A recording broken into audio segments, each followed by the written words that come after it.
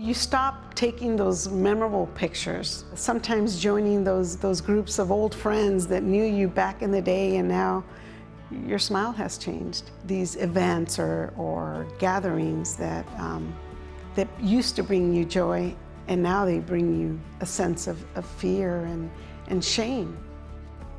It really is heartbreaking to think of the number of people out there who are thinking they can't do anything about this. Full mouth dental implants is a new thing. The dentists, when they were in dental school, they weren't trained on full mouth dental implants. This is a team of highly experienced people that's led by a board certified oral maxillofacial surgeon with a restorative doctor, with a great lab, and with all of that experience, like we have at Doctor's Implants, we've never met this patient who doesn't qualify, who's not a candidate.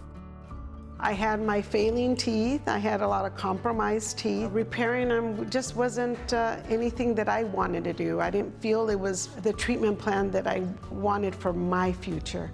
I wanted to make sure that what I did with my smile was going to be with me forever. It was important that I looked the way I felt, and that is beautiful.